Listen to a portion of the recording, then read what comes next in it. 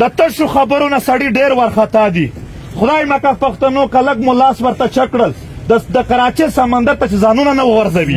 که دغې ملت هره پرېکړه وکړه که د چا زړه خوشحالېږي که خفه کېږي که د چا د غر کولو یا آبادولو وي زه به په هغې جرګه کې په هغې فیصله کې ورسره ولاړ وم. ډېر وخت یې راغلی دی. دی چې زور لګوي هغه وایي د اختر چې کوم پسه وي هغه چاړه په اوبه کې ویني. دوی آخري ځای راغلی دی. دوی آخري ځای راغلی دی ځکه آخري زورونه لګوي چې پر شا نه شئ چې پر شا نه شئ ګټل یې لوبه به بیا وکړئ. ګواه اوسئ ګواه اوسئ چې کله په وطن ننګ و پی ټي ایم ملګرو چې په حق کې د هر ګونداري علاقې خلک موجود دي هغه په اول صف کې ولاړ و سرونه یې ورکول. موږ ظلم جبر د کړی دی. 100 قانونونه 100 دفعې 100 خبرې 100 ظلمونه وکړه خو بیا به هم یوه ورځ جواب ته تم کېږي او د پښتنو جواب د پښتنو حساب کتاب آسان نه دی. پښتون د خپل ورور سره هم ساده حساب کتاب نه کوي ډېر واضح کوي. پښتون په هیڅ شي په هر شي کې دی کمزوري کوي خو په تاریخ کې پښتون په حساب کتاب کې چاته څه نه دي پرېښودلي. د یو شهید کورنۍ خبر رالیږلی دی چې دا د کام مردي ده که د یو نشان دپاره د ټول تاریخ په خاطر دلته ښخوي موږ یې دلته ښخولو ته د خیبر په خاوره تیار یو چې دا تاریخ کې تر آخره پورې دا لیدل کېږي چې دا هغه شهید دی چې په دې خاوره یې د خپل ملت د مظلوم ملت دپاره قرباني ورکړې وي. اعوذ بالله من الشیطان الرجیم بسم الله الرحمن الرحیم. دلته په جنازه کې راغونډ یو د 4 شهیدانو جنازه کیږي. په دې جنازه کې دلته د ټولو سیاسي ګوندونو مشران ولاړ دي چې څومره هم په پښتون وطن کې سیاسي ګوندونه دي د هغو مشران د هغو نماینده خلک دلته راغلي دي. قبایلي مشران راغلي دي او بلها ځوانان راغلي دي. مونږ به د وطن په هکله تفصیلي خبره په جرګه کې کوو خو البته یو دوه خبرې د دغې ځای نه و خپل قام او ټوله دنیا ته کوو. پښتون وطن د تباهۍ د بربادۍ سره مخ دی. 80,000 نه زیاتې وینې تویې شوې دي. په زرګونو یې خلک ورک دی. ماندې بېوسه ماندې چې بل وس یې د ژړا نه پورته نشته هغه د خپلو بچو په انتظار دي. په دې خاوره باندې چې څومره هم جنگ وشو د دغې جنگ ثبوتونه موجود دي. د دغې جنگ دا یو عام جنگ نه و. دا د پښتنو د یو چا سره راغلی جنگ نه و. دا د دغې وطن څه مخصوص د خپلو مفاداتو جنگ نه و. دا د ډالرو جنگ و. دا هغه جنگ و چې ستا وینې تویېدلې ستا اوښکې تویېدلې ستا بازارونه ورانېدل د هغې په بدله کې د دغې ملکیه او آرمي چیف ځان ته په اسټرالیا کې جزیرې واخیستلې. دا هغه جنگ دی چې په هغه کې دلته د ګوندونو خلک ناست دی. یو ګوند نه شو پاتې. د ټولو ګوندونو مشران او ځوانان یې شهیدان کړل ویې ځورول پیغورونو ته یې سیخ کړلو. پښتون چې کله مړی ځنې وشي او د مړي بدل نشي اخیستی دا د ټول عمر پیغور ورته سیخ شي. دوی یې پیغور ته سیخ کړل او د دغې په بنیاد باندې یو کاروبار لګیا و. نن ته بېروزګاره یې. 1.5 کروڑ پښتانه مسافر دي. د دنیا د 10 ملکونو آبادي په 1 کروڑ نه کمه ده او ستا 1.5 کروڑ مسافر دي د خپلو بچو نه لرې په پردو وطنونو کې ذلیل ژوند تېروي. یوازې یوه وجه ده چې ستا وسایل چې خدای درکړي دي په هغه بل قبضه درنه کړې وه. چې چا قبضه کړې وه چې چا وینې تویولې هغه کمزوری خلک نه و. مه کوه دا کښېنوه یاره کښېنه یاره پلیز.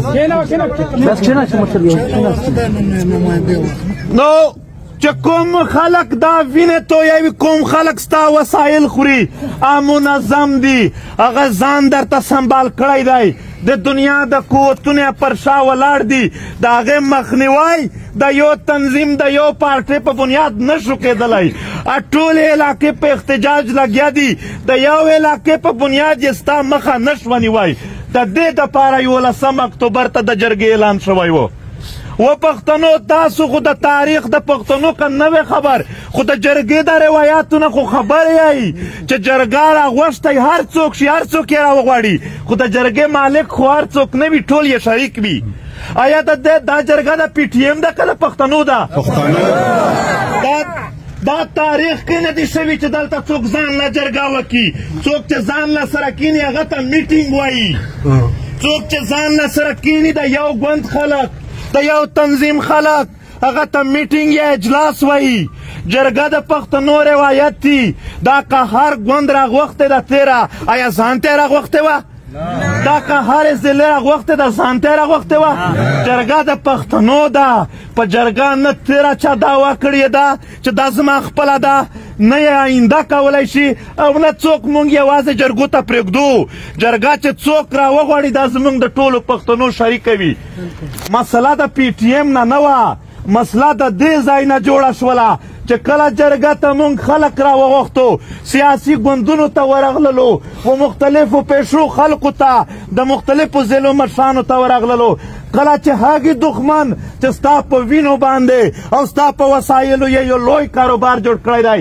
هغه چې ولیدل چې پښتانه خو په رښتیا راټولیږي هغه د هر ځای ویډیو او تصویرونه ولیدل هغه ټول سیاسي ګوندونه ولیدل هغه ټولې ضلعې ولیدلې چې دا ټول د دې جرګې سره ولاړ دي هغه سره یره مخ شوه چې که رښتیا پښتانه راټول شي که رښتیا پښتانه سره په یو ځای شي نه یې بیا په وینو کاروبار کولی شو نه یې بیا په وسایلو کاروبار کولی شو پښتنو دا وجه وه چې دا وکاله پی ټي ایم نه بین کولو خو چې دا جرګه په کامیابي ولیدله د دغې بین شروع کو د دلته ستا په 10 روپۍ را جوړې شوې خیمو ته اور ورکه د بیا په هغه نه پس لارې بندې کړلې چې په دې هم څه نه وشول راغلل دلته فایرینګ وکړه دا ګراونډ دا میدان دا تر پرونه راسه پرې عام میدان و نن د پښتنو د قومي جرګې په نام یادېږي دغې د تحفظ په خاطر د دغې تقدس په خاطر د زرګونو کالونو روایات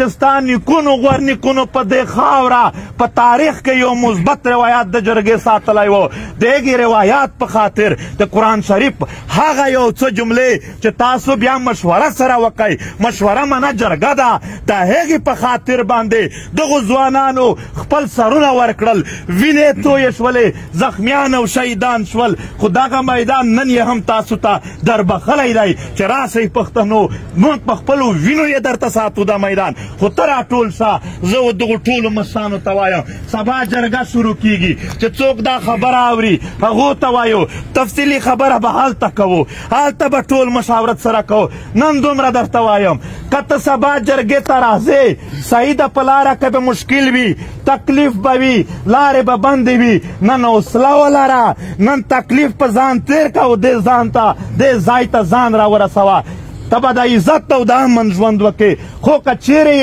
ته دغه ځای ته ځان نه رارسوې دا تکلیف نه تېروې ټول عمر به ذلیل هم وې ټول عمر به په تکلیف کې هم وې او ټیټې سترګې به ژوند تېروې تا یو خواستای نور موږ مخکې هم د دغې وطن په خاطر شهیدان ورکړي دي او زموږ د ټولو سرونه قربان دي موږ دا مظلوم ولس دا پښتانه شوچه مسلمانان شوچه مظلوم دي د دغې په خاطر د دغو د ښه ژوند په خاطر باندې موږ تل سرونه قربان کړي دي نن مې هم د ملګرو مخامخ کپارې درته پرتې دي چې هغو په دې وطن سرونه ورکړل ګواه اوسئ چې کله په وطن ننګ و پی ټي ایم ملګرو چې په حق کې د هر ګوند علاقې خلک موجود دي هغه په اول صف کې ولاړ و سرونه یې ورکول موږ دلته چې څومره هم د سیاسي ګوندونو مشران راغلي دي تقریبا یو ګوند نه دی پاتې محترمو دا یاد لرئ دا خلک یاد لرئ نن ورځ راتګ اسان نه و نن داسې ورځ وه چې تر دې پره ویلي شوي وو چې څوک ورشي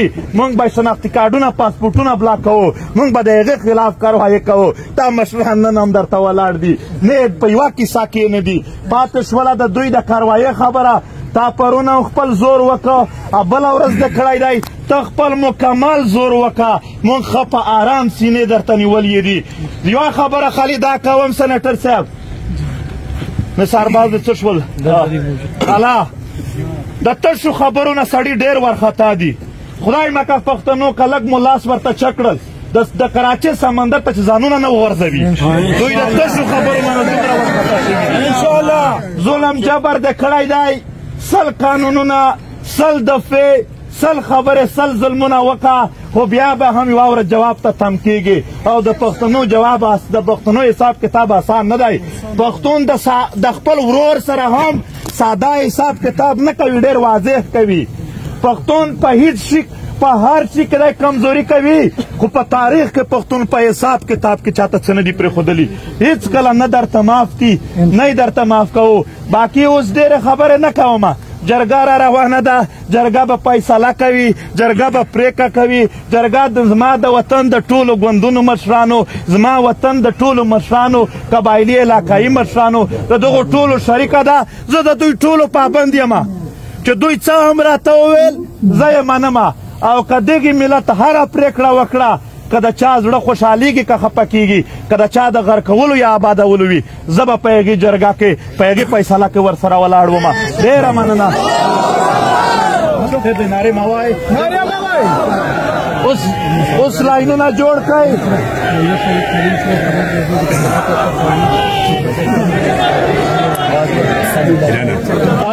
د یو شهید کورنۍ خبر را لیږلی دی چې دا د کم مردي ده، که د یو نشان دپاره د ټول تاریخ په خاطر دلته ښخوي، موږ یې دلته ښخولو ته د خیبر په خاوره تیار یو چې دا تاریخ کې تر اخره پورې دا لیدل کېږي چې دا هغه شهید دی چې په دې خاوره یې د خپل ملت د مظلوم ملت دپاره قربانۍ ورکړې وې. ډېره مننه کومه. بیا هم په یو ځای به اوسو پښتنو وخت یې راغلی دی چې زور لګوي. هغه وایي د اختر چې کوم پسه وي هغه چاړه په اوبه کې ویني. دوی آخري ځای راغلی دی، دوی آخري ځای راغلی دی ځکه آخري زورونه لګوي چې پر شا نه شئ، چې پر شا نه شئ، ګټل یې لوبه به بیا وګورئ. خوشحال اوسئ. په لاینونو کې ودرې، جنازه به کېږي. نور جرګه شروع دی. څوک د تګ کوشش مه کوئ، شپه به هم دلته وي، زه هم دلته یم، ټول دلته یو.